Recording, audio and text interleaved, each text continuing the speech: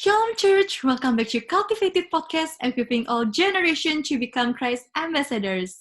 How are you guys all doing? I hope you guys are safe and alright there. And for this episode, we will discuss about parenting. But today I'm not alone in here. Di episode kali ini, aku akan berbincang bersama Ci Natalia dan juga Ko Michael. Mungkin kita bisa start dari Ci Natalia terlebih dahulu untuk memperkenalkan diri ke para pendengar podcast kita. Halo semuanya, hi everyone. Kamu bisa manggil aku Ci Natalia atau Ci Natnat, apa aja boleh. Jadi ya, thank you banget udah giving the opportunity buat aku untuk bisa sharing my parenting journey. Sekali lagi aku share ini bukan karena aku udah expert ya, tapi based on experience dan apa yang Roh Kudus tuh ajarin buat aku selama ini. Ci Natalia mungkin boleh di-share juga, Cici udah punya anak berapa, siapa namanya? Jadi aku udah punya 2 anak, Amy sama Ariel. Amy bentar lagi udah umur 9, Ariel bentar lagi umur 4, jadi mereka bedanya 5 tahun. Oke, Ci, thank you, Ci. Cici masih muda banget ya, kelihatan sangat muda. Terima kasih. Oke, dan aku pun di sini akan host bareng sama Ko Michael. Ko Michael, kenalin diri juga ke para pendengar podcast kita. Halo, you can call me Mike. Kemarin udah sempat berkenalan. Kalau gitu, mungkin kalau ada yang belum dengar, kita kenalan lagi. Nama saya Michael Amadeus. Lebih akrab dipanggil Mike. Dan ini podcast kedua aku, jadi mohon bimbingannya semua. Dan kita bakal ngobrol-ngobrol sama Cinat lebih jauh lagi tentang parenting kan hari ini. Yes. Good topic. Yes. Thank you, Ko Mike. And just a short introduction about me, namaku Tania, aku dari Kuala Ecclesia. Aku udah lulus kuliah tahun lalu, dan saat ini udah bekerja di Melbourne. Dan hari ini kombinasinya sangat pas banget, karena narasumber kita hari ini Ci Natalia, sudah berkeluarga dan mempunyai 2 anak. Terus kita juga ada Ko Mike, yang sudah married dan merupakan pasangan muda yang baru menikah. Total sekarang udah berapa bulan kau nih menikah? Aku kemarin itu pas 5 bulan married. Jadi kemarin merayakan 5 bulan sama istriku, Lucy. So Happy sweet. anniversary, Ko. Thank you, happy anniversary ya ini namanya. Oh iya. Oke, dan terakhir aku sendiri yang statusnya sekarang masih single dan belum menikah. Jadi discussion hari ini tuh akan sangat menarik banget karena kita bisa mencakup dari berbagai perspektif dari posisi yang berbeda. Jadi buat para pendengar sekalian, apapun tuh status kalian sekarang, baik yang udah menikah dan punya anak, ataupun baru menikah, yaitu para pasangan muda, atau masih single kayak aku sekarang, yang masih jomblo, dan juga belum punya pasangan, tenang aja, karena discussion kita hari ini tetap bisa kalian relate, dan kalian juga akan belajar banyak hal yang bermanfaat. Yes. Betul. Back here ya. Okay, that's the short introduction about us, and now let's just start the discussion by discussing our first topic. So, Ci Natalia, mungkin boleh nih pertama kali share ke kita tentang parenting style-nya Ci Natnat membesarkan 2 little princess-nya Cici. Susah nggak sih, Ci, menjadi seorang Parenting style. Kayaknya kalau disuruh define in just one sentence, susah deh buat aku. Dan kalau ditanya susah atau enggak, susah-susah gampang, Cie. As we all know gitu, nggak ada manual book gitu di dalam membesarkan anak kan. Kalau kita misalnya beli rak buku dari IKEA, itu gampang tuh ada instruction booknya. Itu aja kadang, aduh jelimet banget ya masangnya gimana gitu. And can you imagine gitu, kalau misalnya sama anak, sama sekali nggak ada manual instructions-nya gitu. Itu bisa menjadi a challenging journey gitu. Dan apa yang aku experience selama ini, maksudnya juga kita semua, maksudnya sinful human gitu kan. Kita sinful in nature. Can you imagine a sinful parent trying to raise up sinful children? Apa jadinya gitu? Bahkan di dalam pernikahan sekalipun, ya sama-sama dua manusia yang berdosa, married, aduh gimana nggak chaos gitu kalau misalnya bukan Tuhan Yesus yang jadi kepala keluarga kita. Jadi ya puji Tuhan, maksudnya kita tuh nggak membesarkan anak-anak kita tuh sendirian. Kita punya Tuhan Yesus, kita punya Kudus, itu unlimited resource yang bisa kita punya in daily life. Gitu. Kita bisa minta wisdom, minta strength, minta grace, dan apa yang aku berasa, it is a good thing kalau misalnya kita banyak baca buku parenting atau banyak ngobrol sama orang tua lain gitu, jadi tahu parenting style orang masing-masing gimana. Tapi buat aku hikmat yang paling mendasar banget tuh datangnya hanya dari Roh Kudus. Jadi conviction masing-masing parent sama yang lain belum tentu sama, tapi ya berjalan aja bersama dengan Roh Kudus. Yes, jadi susah-susah gampang. Ada tips khusus nggak nih, Ci, buat aku nih, kira-kira apa sih yang menjadi titik dari kesiapan pasangan itu? Gimana sih menentukannya? Mereka udah siap belum nih punya anak? Apakah ada kriterianya? Kriteria, ya. Kita paling suka kalau misalnya ada listnya gitu kan, ada checklistnya gitu, apa yang bisa dicek gitu. Kayak rasanya lebih gimana gitu. Tadi kan aku udah bilang gitu, maksudnya raising children tuh nggak ada manual book-nya ya. Dan aku rasanya walaupun kita berusaha mempersiapkan hati kita seperti apapun, we are never 100% ready gitu. Sampai pas punya anaknya pun ya gitu, maksudnya it's an ongoing journey yang nggak bakal habis gitu. Of course, secara kasat mata, Cie. Maksudnya ya kita bisa use our logic lah untuk melihat, maksudnya biasanya kan pasangan-pasangan muda lihat dulu mereka ini udah mapan atau belum gitu kan. Kalau misalnya belum mapan aja anaknya gimana, dikasih makan apa gitu kan. Iya. Ya ada kriteria seperti itu yang biasa dipakai, maksudnya mapan atau enggak. Bisa nggak kita besarin anak, karena kan besarin anak ntar pas masih baby biaya pamper, susu, terus apalagi kalau udah tambah gede kan sekolah tuh lebih mahal banget kan. Jadi ada hal-hal seperti itu yang orang tua tuh mempertimbangkan dulu gitu sebelum punya anak. Aku sharing gitu dari pengalaman aku sendiri dulu waktu sama Amy gitu, anak pertama. Dulu tuh aku belum lama for good ke Indo gitu ceritanya. Mau mencoba hidup di Jakarta. Jadi kita udah tinggal di sini berapa tahun gitu, setelah more than 5 years terus kita balik. Waktu itu aku sama suami aku itu belum ada kerjaan gitu. Dan pas kita baru married, kita kan married November 2010.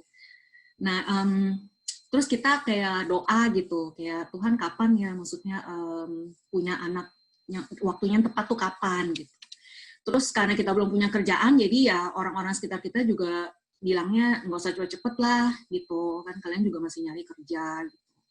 Tapi amazingnya aku sama Adi, biasa dipanggilnya Alau, aneh kalau ngomongin Adi. Ya aku sama Alau tuh sama-sama doa kan, terus dapatnya tuh sama gitu. Maksudnya kalau Tuhan tuh mau berkatin kita sama anak itu kan berkat. Maksudnya kenapa kita tuh nolak? Bahkan waktu itu kan kita baru pulang Indo, belum ada mobil gitu. Kita waktu itu mau beli mobil kan. Terus kayak Roh Kudus tuh ngomongnya kayak spesifik banget. Coba kalau kamu tuh mau dikasih mobil gitu, mana mungkin kamu nolak? Ini anak gitu loh. Anak tuh kan ya lebih berharga daripada mobil gitu. Tapi kaget banget ternyata pas kita udah pikir kayaknya dia punya anak, ternyata cepet banget, kayaknya nggak tahu deh, kayaknya nggak nyampe sebulan, men, gila, kaget banget. Aku inget banget pas aku tes positif, aku kaget sampai aku nangis, aku lagi ngepel dong. Lagi ngepel, terus kayak pikir nggak ready banget, tapi ya maksudnya ya abis itu kisah yang lain, tapi itu maksudnya Tuhan tuh nggak ninggalin gitu, walaupun dengan keputusan seperti itu. Tetap bersama-sama dengan kita, walaupun istilahnya secara logika manusia, belum ada kerjaan, gila berani banget punya anak gitu. Tapi kalau memang Tuhan udah memberikan, ya itu we have to accept the calling kan. Tapi gimana bisa jadi confidence gitu sih, kan posisinya saat itu kayak, apalagi tuh anak pertama kan ya, kaget apalagi sampai nangis banget. Ya. Mungkin kagetnya karena kita berasa kitanya belum siap, tapi kita udah namanya dikasih, kita harus tetap confidence, tetap harus maju. Itu gimana Cici bisa ngadepinnya? Ya, maksudnya kita kan udah mengikut Tuhan Yesus kan bukan cuman dari saat itu kan. Kita udah beberapa tahun mengikut Tuhan, udah lahir baru. Kita tahu lah di masa yang lalu kalau Tuhan itu setia, kenapa sekarang nggak setia gitu. Dan sampai ke depannya kenapa juga Tuhan nggak setia gitu. Jadi ya our faith in following Jesus sih, bilang itu impactful banget gitu di dalam kita. Ya Tuhan pasti provide, Tuhan pasti equip kita kalau memang Tuhan udah kasih kita untuk punya anak. Ya. Oke. Terima kasih ya. Nanti kita sampaikan untuk setiap pasangan muda supaya dipersiapkan juga hatinya, dipersiapkan juga fisiknya untuk menangani anak kecil. Ya, ngomong-ngomong soal fisik, aku baru inget nih, kalau sama Ariel ceritanya, mereka kan beda 5 tahun kan. Nah, aku juga udah bukan muda lagi, Cie. Kan udah muda gitu, udah lebih berumur. Tapi nah ini kita lebih pakai logika nih sekarang ceritanya. Jadi maksudnya waktu kan kita baru pindah lagi ke Melbourne. Pas kita udah lahiran Amy, kita bawa Amy balik ke sini pas dia 15 bulan. Terus saat itu kita tuh masih numpang di rumah orang. Kita belum punya rumah sendiri. Terus habis itu pas udah 2 tahun tinggal di rumah orang rent, terus kita punya rumah sendiri, terus masih ya pokoknya itu perjalanannya kayak belum siap lah buat punya anak kedua lagi gitu. Terus waktu itu juga kayak pikir, aduh sanggup nggak ya punya dua anak gitu di sini kan nggak ada suster gitu bisa atau. Nah once again kita tuh come back to prayer gitu. Maksudnya aku sama Allah tuh sama-sama doa gitu. Aku inget pas ini umur 4 tahun deh, mulai dari dia umur 4 tahun kita tuh yang berdoa gitu, mulai cari kehendak Tuhan. Tuhan kapan nih kita punya anak kedua? Kalau memang Tuhan mau kita tuh punya anak kedua. Terus aku inget banget waktu itu lagi weekend, terus aku lagi di dapur, terus aku tiba-tiba Tuhan tuh ingetin gitu tentang Musa. Musa pasti panggil gitu untuk membebaskan bangsa Israel. Dia banyak banget excuse-nya gitu. Kayak aduh dia nggak bisa, nggak mampu, nggak bisa ngomong, apa segala macam gitu kan. So aku pikir, oh iya, oke deh Tuhan gitu kan. Nah, terus Alau dari different room datang ke dapur, terus yang kayak bilang, aku baru renungan, terus aku dapet ini, ya kayak aku lupa tentang apa exactly apa, tapi message-nya tuh sama gitu. Maksudnya kalau panggil kamu for something, kamu tuh kenapa banyak excuse bilang kamu tuh nggak ready, nggak apa gitu. Padahal itu Tuhan yang panggil kamu gitu. Nah udah kan itu pas weekendnya. Terus pas minggunya ke gereja, aku inget banget waktu itu lagi guest speaker, bule, aku lupa siapa. Tapi terus kayak ada altar call kan, terus aku maju ke depan, terus didoain gitu. Dan somehow kayak Tuhan tuh kasih damai gitu loh. Kayak ya kalau ya maksudnya this is a calling gitu, Tuhan tuh panggil kamu untuk punya anak lagi gitu. Dan pas aku udah selesai gereja, terus Allah tuh kasih tahu tadi pas kamu tuh maju altar call, kayak Roh Kudus tuh kayak gerakin dia untuk doain rahim aku, kayak doain ya supaya rahim Nana tuh kuat, rahim Nana tuh sehat gitu. Aduh, aku sampai, ya ini aku cerita kayak gini aja, kayak berasa, aduh Tuhan baik banget gitu, maksudnya ya sehati lah gitu, maksudnya bener-bener suami istri, kayak Tuhan tuh ngomong sama banget, sinkron banget message-nya kan. Jadi yang pas sama Ariel sih, istilahnya lebih ready. Tapi ya sama, dua-duanya tuh calling. Nah, Ci, ngomongin tentang raise up anak, Ci, ini kan banyak ya istilahnya, parents tuh punya anak, mendidik anak, pengen banget nih anaknya sukses gitu loh di dalam kehidupannya. Istilahnya pengen menjadikan anak seorang anak yang berhasil nantinya di masa yang akan datang. Tapi juga di dalam hal yang sama, untuk melakukan itu kan mungkin kita harus memilih pendidikannya, mungkin kita harus memilih apa yang dia harus lakukan gitu loh. Dan kesannya tuh setelah melakukan itu, apa ya, istilahnya seperti yang mengontrol anak, dan akhirnya ketika anak itu sudah besar dan sukses, orang tuanya kan bangga pastinya gitu kan, di dalam hatinya bangga. Dan apakah itu bisa menjadi satu hal yang borderline sama yang namanya idolatry, yang mengidolakan anak kita sendiri gitu loh. Dan gimana kita taunya kalau anak kita tuh udah menjadi idol dalam kehidupan kita? Karena of course semua orang tua pengen ngelihat anak sukses. Dan semua orang tua pengen ngelihat anak berhasil. Dan nggak mungkin kan anak itu dibiarin aja, ya udah terserah suka-suka lo, belajar apa kek, sekolah apa kek, nggak mungkin gitu kan.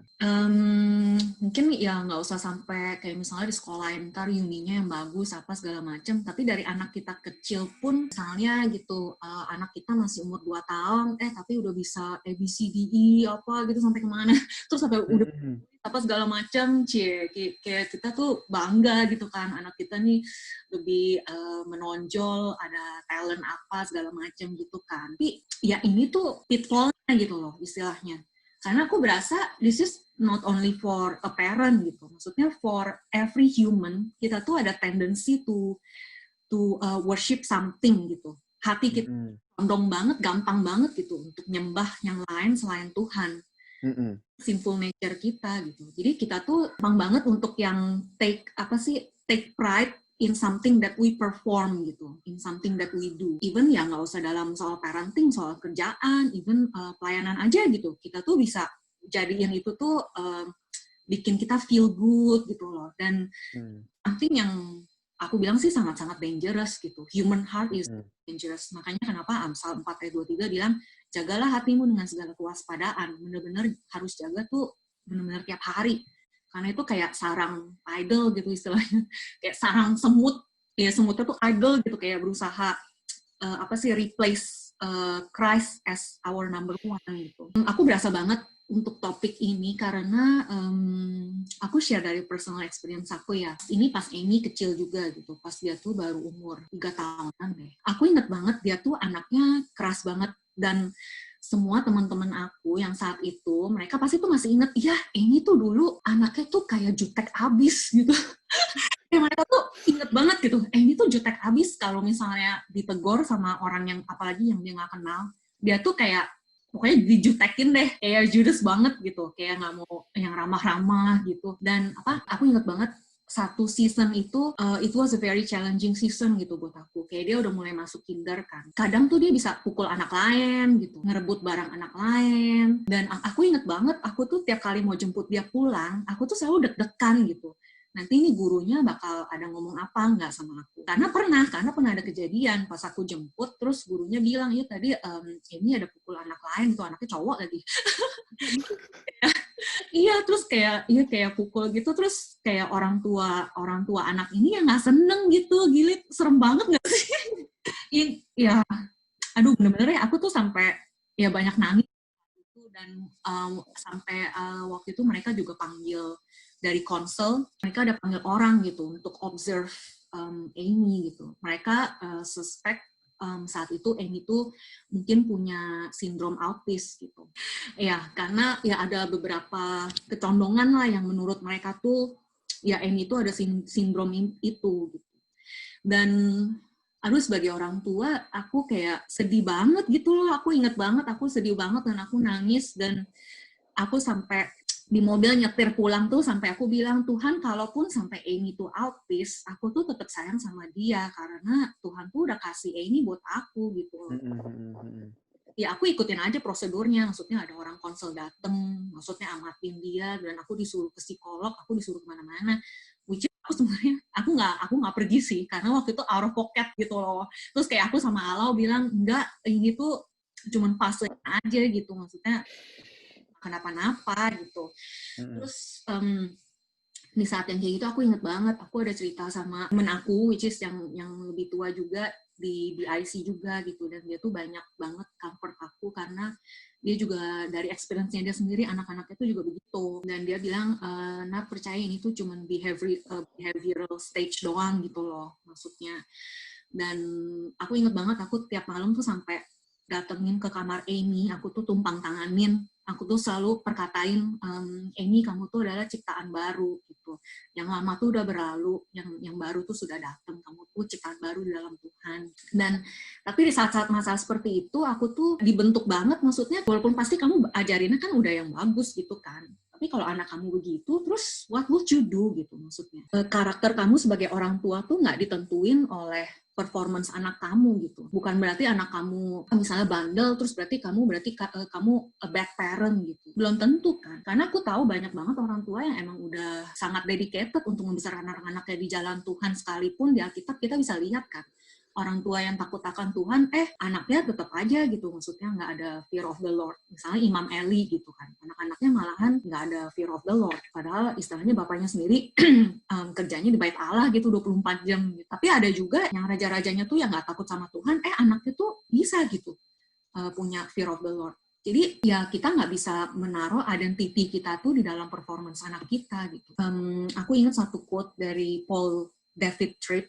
Dia tuh bilang, if you are not resting as a parent in your identity in Christ, you will look for identity in your children. Ini aku belajar banget. Jadi kalau identity kita sendiri tuh nggak secure di dalam Christ, kita tuh akan dengan mudah gitu put our performance, put our identity itu di dalam anak kita, keberhasilan anak kita, keberhasilan karir kita, apapun itu yang bisa diukur gitu loh dengan ukuran manusia. Jadi benar-benar kita tuh harus tahu banget satu hal yang nggak bakal bisa berubah, identity kita tuh di dalam Tuhan Yesus doang gitu. Mau kita kaya, miskin, mau hilang kerjaan, mau anak kita baik, buruk, satu hal yang nggak bakal berubah, Tuhan Yesus tuh tetap sayang sama kita. Tuhan Yesus tuh love-nya tuh unconditional sama kita. Dan nggak akan jadi jatuh ataupun jadi naik turun tuh nggak berdasarkan itu. Karena Tuhan Yesus sudah buat kita semua kan. Jadi aku belajar di season yang susah itu, Tuhan tuh ternyata ajarin aku begitu. Supaya identity aku secure dulu di dalam Tuhan Yesus. Which is, ya aku baru ngertinya beberapa tahun kemudian deh gitu, kalau looking Tuhan Yesus tuh setia banget gitu. Ya. Oke. Thank you, Cina. Ci, aku pengen nanya nih, Ci. Pernah gak sih, Cici merasa capek gitu ya? Apalagi tadi Cici sempat mention gimana caranya Cici mendisiplinkan anak. Kadang namanya anak kecil gitu ya, ada saat-saatnya mereka lucu, tapi ada saat-saatnya mereka itu berontak atau nggak mau dengerin orang tua. Ya, aku juga seorang anak, jadi perasaan gitu ya. Kadang kita itu kayak mau ngeberontak, nggak mau dengerin orang tua, kayak kita berasa kita yang paling benar gitu. Cici pernah nggak sih kayak suatu saat di satu stage dimana Cici itu, aduh, aku nggak bisa handle, aduh, aku capek banget nih hadapin nih anak. Dan gimana caranya Cici overcome hal itu? Iya, aku sering banget itu. Itu ya kisah hidup, welcome to the story of my life. Ini anak-anaknya Cici oke-oke gitu loh, kayak penurut aku kan ngikutin IG-nya Cici. Itu baik-baik. Iya, kalau di IG story ya pastilah lagi manis, lagi dansa-dansa, ya nggak mungkin lagi nangis-nangis atau lagi nagging tuh aku story. Boleh deh aku storyin deh ya. Personal chat aja, Ci. Personal chat ke Tania, Ci. Iya, ntar aku rekamin nih kalau lagi nagging kayak gini, kalau lagi rengek-rengek. Iya. Well, untuk hal ini itu sih masih itu a challenge for me tiap hari ya. Yang aku berasa kalau misalnya nih aku aja sendiri udah kurang tidur atau aku aja capek, pasti kalau disuruh ngurusin mereka, apalagi dalam attitude yang kurang baik, pasti aku lebih nggak sabar gitu. Jadi first of all ya aku berusaha gitu menjaga stamina tubuh, Cie. Ya tahu sendiri gitulah, jadi udah jadi orang tua gitu, nggak usah nonton apa sih misalnya Korea drama sampai malam-malam gitulah. Kalau misalnya besok paginya bangun ngantuk, suruh ngurusin anak kan udah makin jadi lebih easily irritated gitu. Jadi untuk obvious kayak gitu ya aku berusaha take care lah, maksudnya tidur cukup terus ya gitu. Tapi kadang ada juga kan yang udah tidur cukup terus misalnya apalagi waktu itu pas aku masih kerja full time terus mesti balancing sama pas Amy kerja home learning gitu kan. Aduh itu bener-bener stres banget. Aku ingat banget sampai aku tuh masuk ke WC sampai nangis. Itu which is bulan lalu ya, baru minggu pertama home learning gitu, gara-gara COVID-19 kan, home learning, buru-buru, terus aduh beneran kayak pressure here and there, dan ya gitu, aku sampai nangis, aduh Tuhan tolong berikan aku kelegaan gitu.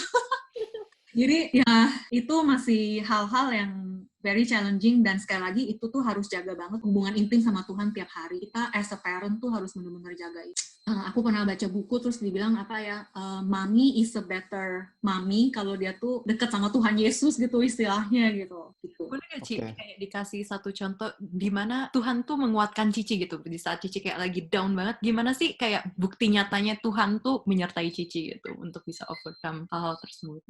Yang aku berasa banget firman Tuhan tuh selalu datang tepat waktu sih. Jadi buat aku, maksudnya aku udah ikut Tuhan lama, buat aku tuh bukan kayak supernatural misalnya denger suara apa gitu, tapi firman Tuhan tuh selalu yang nguatin aku di saat-saat seperti itu gitu. Ya maksudnya misalnya apa, you can do all things through Christ who strengthen you gitu. Maksudnya itu bukan soal untuk mencapai yang muluk-muluk lah, tapi it starts from your own home gitu. So you can do all things, you can do your parenting ya with Christ who strengthens you. Buat aku ya firman Tuhan tuh selalu ada waktu. Which is ya datang tepat waktu, berarti ya tiap hari kan kita harus cari, kita harus baca firman Tuhan. Kalau enggak ya gimana bisa datang tepat waktu gitu. Mungkin ya bisa aja, tapi kan ya jarang-jarang juga yang tiba-tiba mentol sendiri gitu. Jadi kita juga harus actively cari Tuhan. Aku mau tanya, untuk masalah disiplin anak, sejauh apa sih parents boleh disiplin anaknya? Kayak mungkin kalau aku grow up, belum tentu cara parentingnya parentsku tuh benar gitu loh. Belum tentu juga salah gitu loh. Tapi aku pengen tahu banget, sejauh apa sih parents boleh mendidik anaknya? Apa pendapat Cici tentang kayak istilahnya mukul anak, memberikan didikan sampai se ekstrim itu gitu? Kalau dipukul, kalau misalnya apakah prefer misalnya dihukumnya dengan cara dia berdiri kah ngadep tembok atau suruh tulis di buku dan atau dijewer bagaimana gitu Ci? Apakah physical itu direkomendasikan? Ya, ini juga personally challenging buat aku. It was especially harder in the past. So, ini masih jadi challenge juga buat aku. Tapi aku bilang maksudnya berkat kasih karunia Tuhan, at least kayak intensitas kesusahannya tuh mungkin nggak sesusah dulu lagi gitu dibanding beberapa tahun lalu. Jadi kalau aku boleh sharing dikit, dulu tuh orang tua aku besarin aku bener-bener pakai physical disiplin banget. Aku anak cewek sendiri, tapi yang dipukul banyak banget, lebih daripada koko aku sama dede aku gitu. Pakai kemoceng, pakai ban pinggang, aduh ya gitu deh. Itu kalau sama papi aku use physical discipline. Kalau sama mami aku, dia dulu sih aku nggak ngerti, tapi kalau sekarang kan udah ada terms-nya gitu, misalnya emotional abuse atau apa gitu. Mami aku tuh bisa yang tipenya yang kayak bilang, mami tuh nyesel punya anak kayak kamu. Bisa bilang kayak gitu. Mami nyesel punya anak kayak kamu. Atau gitu, mami nggak punya kamu gitu. Jarak kamu sama koko kamu, akhirnya kan cuma beda setahun gitu. Bilang kamu tuh bedanya terlalu deket gitu, mami tuh belum cukup kasih sayangnya ke koko, terus kamu udah ada. Jadi mungkin lebih yang kayak pakai shame, guilt gitu loh. Jadi bisa kebayang nggak sih aku tuh di raise selama belasan tahun di dalam situasi keluarga yang kayak gini. Dan walaupun aku udah kenal Tuhan gitu, tapi ini tuh kayak istilahnya excess baggage yang aku tuh masih carry gitu. Otomatis pas especially on my early years of parenting, apalagi sama Amy gitu, kasihannya Amy yang kena.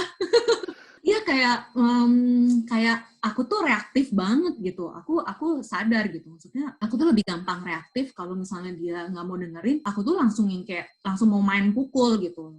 Satu hal karena aku tuh berasa mami aku kayak gitu, aku tuh berasa itu bener-bener luka dalam banget buat aku selama masa-masa remaja aku. Jadi untuk yang itu tuh aku udah tahu aku nggak akan nerapin ke anak aku. Regardless dia nyebelinnya sampai kayak gimana, aku tuh nggak bakal bilang mami nggak sayang kamu. Karena aku udah tahu banget itu tuh kayak membekasnya tuh kayak gimana, dan aku nggak mau pass on the wound gitu ke anak sendiri gitu. Maksudnya cukup sampai di sini gitu loh, emotional abuse tuh di-cut gitu sampai di sini. Jadi untuk hal itu aku udah komit gitu. Tapi yang physical ini sebelumnya tuh kayak gampang banget gitu, kalau misalnya dia bandel gitu aku langsung pukul gitu. Nah ini something yang aku tuh belajar gitu every now and then gitu, supaya aku tuh nggak jadi parent yang reaktif, tapi harus jadi parent yang responsif. Bedanya react kan kalau kayak kamu dicubit gitu, sakit tahu gitu kan, atau kalau nggak langsung balik mukul gitu kan. Tapi aku tuh berusaha kayak, aduh diam dulu deh berapa detik, even sampai beberapa menit gitu ya, jangan kebawa emosi gitu lah, untuk tahan dulu gitu. Dan kalau misalnya sampai kayak di challenge terus kan, kayak misalnya nagging terus, dikasih tahu, di warning nggak mau berhenti. Nah aku sama Halal tuh pakai ada penggaris gitu, dia cuma ambil penggaris gitu ya, kamu nggak mau denger ya, ini ya pukul ya gitu. Kayak gitu. Kalau sekarang Amy gedean sih dia udah lebih ngerti. Kalau sama Ariel sekarang begitu dia lihat penggaris dia kayak udah takut duluan, kayak udah lari gitu. Ya jadi ya gitu, maksudnya di Bible sendiri kan bilang kalau justru kamu tuh kalau misalnya sayang sama anak kamu tuh disiplin gitu. Justru di Bible kan juga bilang kalau Tuhan tuh mendisiplin mereka yang dikasihinya. Jadi ya aku juga belajar sih dari parenting seminar gitu. Maksudnya kalau kamu mau disiplin anak kamu, don't use your hand. Nah tangan ini kan mereka associate-nya nih the same hand yang take care of your kids gitu, the same hand yang kasih mereka makan, the same hand yang mandiin mereka gitu. Jadi kalaupun misalnya kamu mau pakai physical discipline, better use alat gitu, bantuan. Misalnya bisa kadang spatula lah, penggaris, jangan itu ya ban pinggang ya, serem. Kapok gitu. Tapi disiplin boleh-boleh aja. Tapi you know it's not from emotion ya, not your anger, apalagi sampai out of hatred gitu. Karena itu udah pasti kamu tuh cuma disiplin anak sebagai pelampiasan emosi kamu. Tapi the purpose of disiplin tuh supaya anak itu bisa berbalik ke jalan yang benar. Oke. Luar biasa. Terima kasih insight-nya ya, Ci. By the way, aku ada pertanyaan lagi nih, Ci. Yeah. Kalau tadi kan kita ngomongin soal disiplin, soal yang kurang enak mungkin buat buat anak-anak. Tapi ini nih, kita bakal coba tanya untuk yang anak-anak tuh suka tentang reward. Seberapa sering sih kita boleh reward anak kita kalau mereka misalnya doing a good job gitu, doing well in their studies, doing well in what they do, dan obey the parents. How far can we reward them supaya jangan sampai mereka tuh punya perceive di dalam otak mereka perceive bahwa kalau gue doing a good job, gue pasti dapat reward gitu. Jangan sampai nanti ketika mereka grow in faith, mereka menerapkan hal yang sama. Kalau gue do things for God, God will give me something gitu loh. Sejauh apa kita boleh reward anak kita? Pertama-tama, reward in my opinion sih boleh-boleh aja. Kita mesti discern ini reward atau bribing atau nyuap gitu. Soalnya kan kadang kayak kita nggak sadar, misalnya Emi, kamu mau nggak ini? Kamu makan ini ya, veggie ya. Kalau kamu nggak mau makan, nanti mami nggak mau kasih ini loh gitu. Kadang kita tuh beda tipis banget, ini bribing atau reward gitu. Dan kalau misalnya kayak bribing tuh kayaknya lebih yang kayak if you do this, I will give you this gitu. Tapi kalau reward ya it's something yang apalagi kalau comes out from their own initiative gitu ya. Kayak ya maksudnya ya lebih kasih ke reward misalnya something yang dia suka gitu. The question is apakah reward itu tuh bisa push positive impact for the longer term atau kamu tuh cuman fokus ke short termnya doang gitu. Reward yang kamu berikan tuh bisa impact ke hatinya mereka gitu, heart mereka untuk lebih motivate untuk obey parents, untuk do kindness gitu, atau kamu tuh cuman fokus outside behavior-nya gitu. Misalnya ya satu orang tua ini siblingnya tuh berantem terus gitu, terus papanya bilang ntar aku beliin kamu drone atau kamu beliin toy apa gitu yang keren, tapi kamu nggak boleh berantem sama dedek kamu gitu. Nah terus kayak anak itu asik nih ntar mau dibeliin itu, jadi selama beberapa minggu tuh bener-bener baik banget sama dedeknya gitu, sampai akhirnya dibeliin drone. Begitu dibeliin drone begitu lagi gitu kan, ternyata nggak efektif gitu. Pinter gitu, pertama kamu misalnya kasih dia permen gitu, lama-lama permen nggak cukup, kayaknya mau mainan deh, mainan yang lebih keren gitu. Itu nggak cukup lagi gitu, maksudnya we know it's not effective gitu. Jadi benar-benar butuh wisdom, maksudnya ya itu tuh kita tuh fokus ke merubah hati mereka atau cuman rewarding outside behavior-nya doang. Maksudnya Alkitab sendiri kan semua yang kita lihat di Alkitab tuh maksudnya ketaatan tuh selalu membawa berkat gitu. Obedience always bring blessings gitu.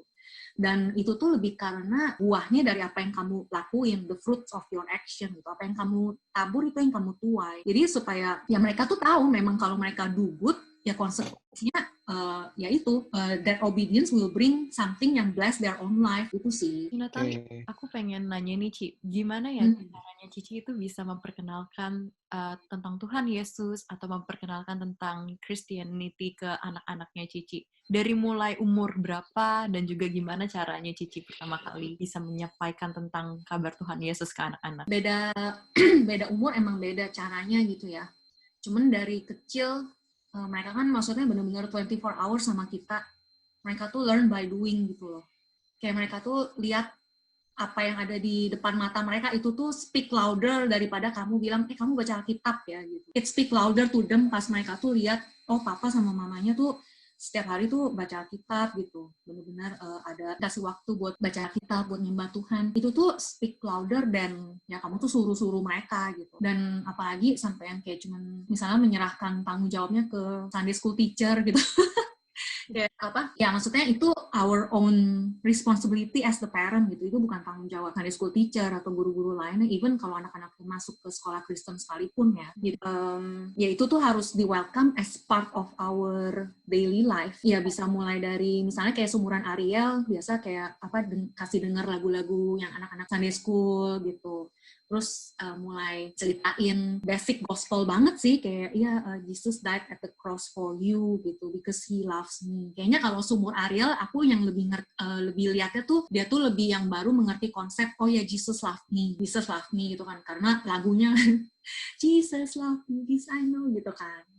Nah kalau udah mulai seumuran Amy, aku perhatiin kayak mulai umur 6 kali ya, dia tuh mulai ngerti kenapa Jesus tuh mati at the cross for us gitu. Dia tuh bisa lihat, ternyata ada dosa. Dia tuh udah lebih ngerti konsep of sin. Dosa tuh apa gitu. dan kenapa Tuhan Yesus tuh harus mati gitu. Ya, jadi beda fasenya sih. Thank you, Ci, udah sharing ini. And terakhir, kita udah ke pertanyaan yang paling terakhir, yaitu dari Ci Natali nih. Sebagai penutup, apa sih, Ci, arti menjadi orang tua untuk Cici personally? Kita tuh jadi ambassador to our own children. Karena sejak aku menjadi orang tua, aku tuh lebih ngerti banget seperti apa Bapa di surga tuh mengasihi aku ternyata selama ini. Maksudnya ya aku tahu, oh iya Bapa di surga tuh care sama aku, tapi aku tuh lebih bisa grab the meaning gitu, lebih bisa ngerti setelah aku menjadi orang tua. Kayak misalnya Bapamu di surga maksudnya tidak akan memberikan yang buruk itu buat kamu. Maksudnya even Bapak di dunia ini kalau misalnya anaknya butuh roti kan nggak mungkin pastinya batu gitu. Dan aku tuh berasa banget maksudnya ke Amy sama Ariel, even dari mereka minta sesuatu yang baik pun aku tuh udah sediain gitu loh buat mereka. Dan kalaupun mereka minta something yang sebenarnya nothing wrong in it gitu. Maksudnya misalnya minta sepeda gitu, kan itu bukan berdosa kan. Tapi